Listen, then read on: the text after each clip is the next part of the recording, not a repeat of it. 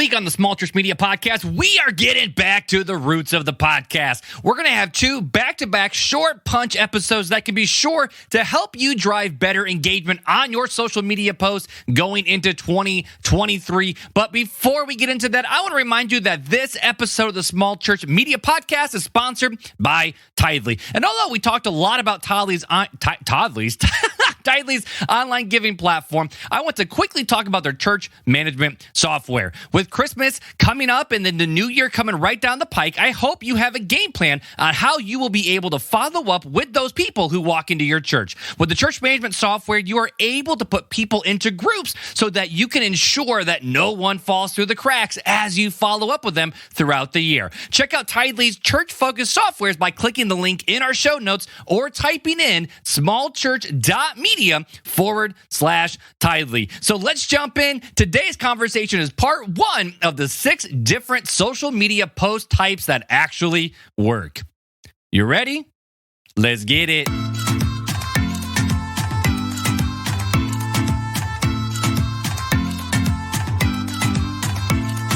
This is the Small Church Media Podcast with Marc Hyde. Well, what is good, everybody, and welcome back to the Small Church Media Podcast. Last week, your boy goofed. After the intro, you may have wondered, okay, why is there no music and it's just a whole bunch of dead air time? You know what, man? People make mistakes, and it's just proof that the show must go on. And even if we make mistakes, man, it is all good. Well, hey, it is officially, yesterday, day of recording is December 19th. It's my birthday, so I am officially an old fart of 31 years old. The back hurts a little bit more, the knees hurt a little bit more, but I'm looking forward to year 31 going into 2023. Well, today we're going to talk about the 6 different social media post types that actually do work, but we're going to split this up into 2 different parts so that way we can have some short, quick punch episodes for you this Christmas season. So this episode, we're going to talk about the first 3, and then next week, obviously do the math, we'll talk about the second 3. So to get started right off the bat, we ain't screwing around at all. Here are the 3 different types of social media posts that actually work that we're going to talk about today. Okay, so number 1 is post for engagement. Number 2, post for familiarity.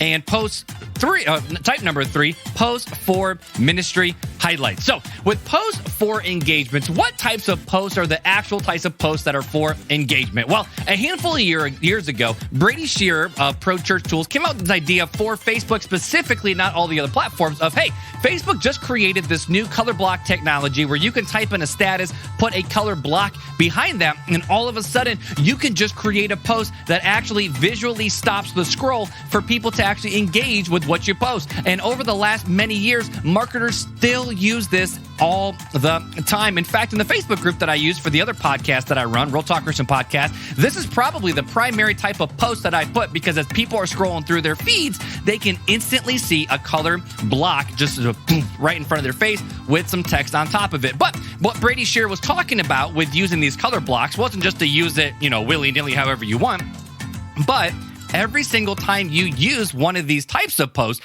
you are using these posts to engage with your audience. In other words, you wanted to create some sort of post around the idea of what can we do to get people to simply like or comment. It has nothing to do at all with your church. You're not trying to get anything out of anybody. You're not trying to post pictures. You're not trying to announce events. You're literally simply trying to create engagement on your social media. In fact, you'll see this all the time, even on Instagram, that people will screenshot things from other people's Facebook posts or just a text or whatever, slap it on their Instagram, and have some sort of banter around these types of posts. So for posts for engagement, this works extremely well, primarily with the Facebook category, not so much Instagram. But the purpose of an engagement type post is simply to start having the algorithm work in your favor. Because as you create posts that are actually engagement focused, such as what's your favorite ice cream? What's your favorite worship song? What's your favorite book of the Bible? If you could have dinner with somebody, dead or alive, who would it be? If you could ask God one question, what question would you ask him? If you start asking questions like this, you are creating a platform that people can start actually engaging and commenting on your posts. And the more you do this, Facebook and other algorithms will say, hey, people actually like to engage with these people's posts. So when you actually do these types of posts, the algorithm starts to favor you a little bit, and people will start seeing the other types of posts that you are now posting on your social media. So when you create engagement style posts for your social media, I will warn you right off the bat, your church members probably won't know what to do with them, and they may flop unless you lean into what we talked about last week with telling your congregation how you want them to interact and why you want them to interact on your social media. And then as you start doing these types of engagement type posts and tell people, hey, we want you to interact with it because we want to have fun over there in Facebook. And then you as a pastor and church staff member start to engage with these types of engagement posts, and you put your own comments in. Make sure that under the church profile that you're using, comment under and reply to every single person who actually engages with that post. And the more engagement style posts you do, whether it's just the text with the color block or you actually make a legitimate baller graphic on Canva or Adobe Stock or whatever, you can be sure that as engagement numbers go up, the other types of posts that we're going to talk about, people are more likely to see. So the first type of social media post that actually does works are posts that are simply designed for people to engage with that post. The second type of post that we're going to talk about here is post for familiarity. Now, I can't really say that word. It's familiarity, whatever it is. But basically, it's the idea of getting familiar with the church staff that you have in the church, even if it's just you as the small church pastor. There's other primary volunteers that are inside the church as well that help make the church do what it's supposed to do. However, you can also use post for familiarity to feature other volunteers from your church as well. So when you start doing posts for familiarity, you're actually taking pictures of your church people around your church building to use on social media, or you're asking them for a picture that they would love to feature as you're doing ministry spotlights and you want to feature them. Can you guys just send us a really awesome picture of you and your spouse or your family, and we want to use that to introduce you to our entire social media platform. What this does is it gets people's faces on social media, which then the algorithm, honestly, they don't admit it, but it always does, will then push that out more to more people because more people like pictures of people's faces than of blank pictures with just text. And then also it gets people excited about seeing themselves on social media, and it creates an easy level of engagement from others because people will like and comment it whenever you actually feature other people from the church on your social media, whether Instagram or Facebook. Now, you might be thinking, okay, Mark, so what types of posts can we do for these posts for familiarity? Like, is it simply just post a picture and say, hey, here's Bill. He's served on the tech team for many, many years. We just want to say thank you for him. The answer is yes. You really could do posts like this, or you could have a lot more fun with your posts. In fact, in the show notes, I'm going to include a link to a church called Second Chance Church with Perry Noble.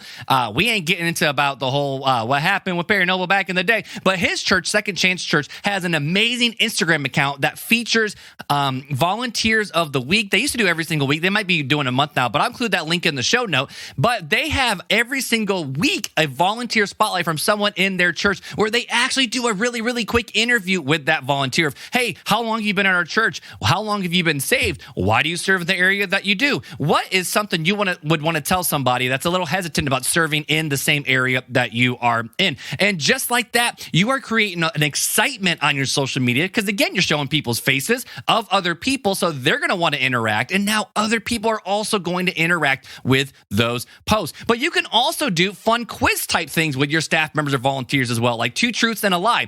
In fact, during COVID, one social media campaign we did was with just our pastor, Pastor Scott. We posted the same picture with him with a different type of quiz on that graphic of what is Pastor Scott's favorite drink. And we put different lists, and we told, put your comment or put your answers in the comments. We said, what's his favorite football team? If he could have dinner with anybody, who would it be? And just like that, people started commenting, and they even was like, whoa, I never knew this about our pastor. This is actually super, super, super cool.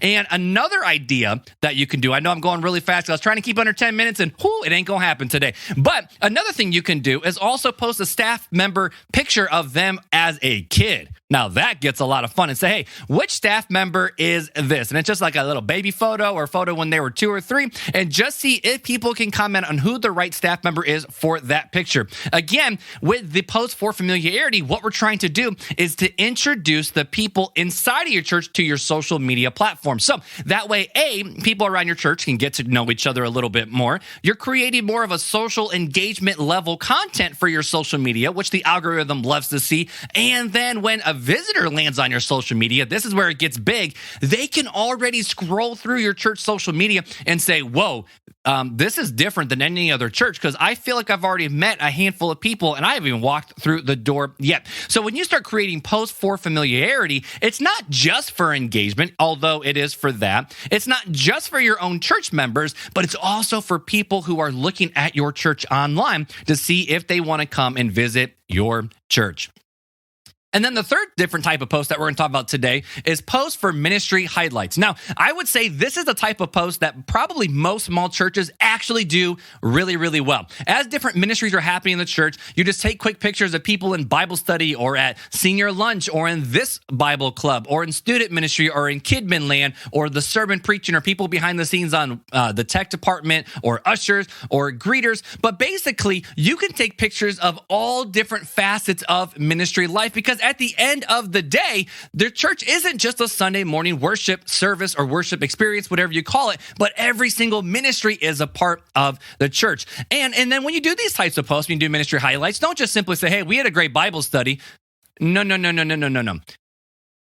Figure out how you could use your church's mission and vision to set the stage of why you are posting these posts. For example, if you say our church ministry or our church mission is to develop and create passionate followers of Jesus Christ, and we do this through introducing worship to kids ministry, and we do worship every single week with our kids ministry. You could take a picture of the back of all the kids' heads doing worship songs with the leader in the front, even to a video, and just like that, you're introducing people into what happens in the kid ministry area, but also now you are telling them why you do what you do in that. And then sometimes when we do different ministries that are doing like mission trips or stuff like that, primarily like with the teenagers, a lot of times we'll say, hey, the teens are going off to Nashville, pray for them. Rather than do that, get a little bit more personal. Talk with the different the students that are going or the youth pastor and say, hey, what are you guys hoping to achieve or what are you guys hoping to experience when you are going there on the mission field? And what are you guys hoping to do?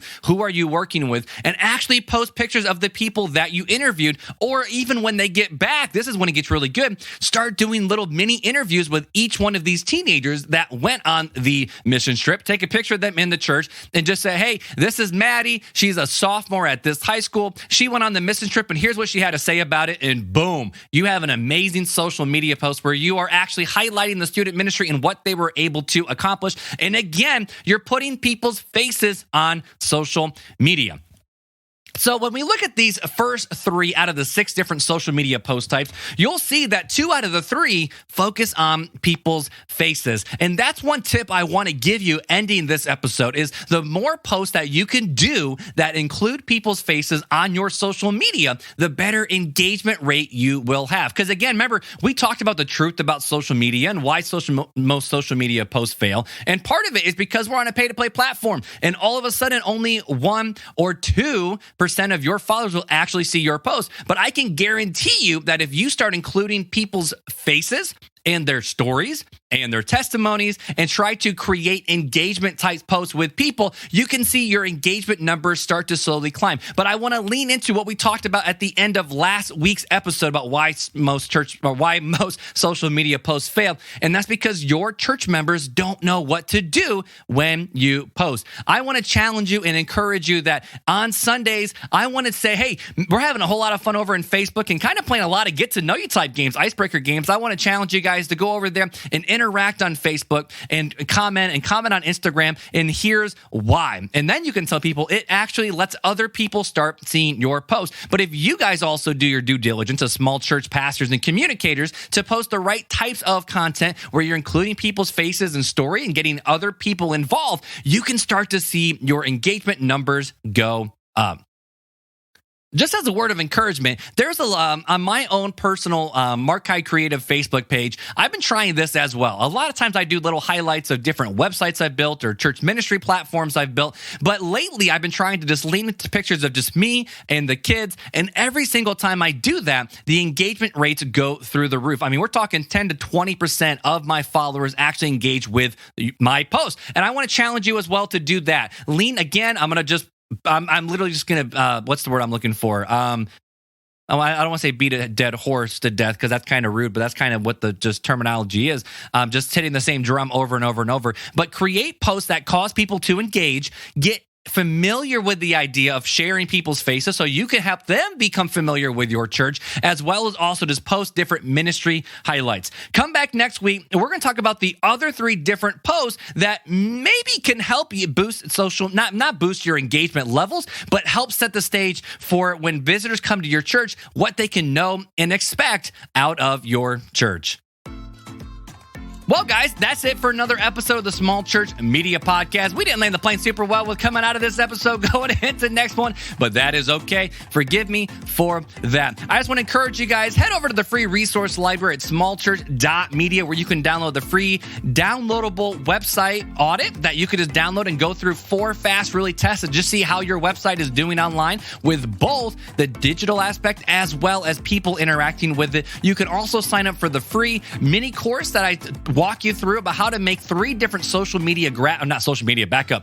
different sermon series graphics using Canva free, using only free resources. That way you can start creating amazing sermon series graphics just like the big guys for your church sermons and use those also in your social media strategy to help people know about upcoming series that are coming down the pike. And as we end this episode, I just want to encourage you guys, if this episode was an encouragement to you or you enjoy the content, please share this episode with somebody. It's super hard to grow a podcast when it's just you hanging out at your house recording every single time. But we have grown this podcast to what it is because of engaged listeners like you. And if you want to make yourself known, introduce yourself, leave a review over on Apple Podcasts or send me an email at hello@smallchurch.media with any question that you have. If you want me to answer on the show or just answer it in email, I would love to do that as well.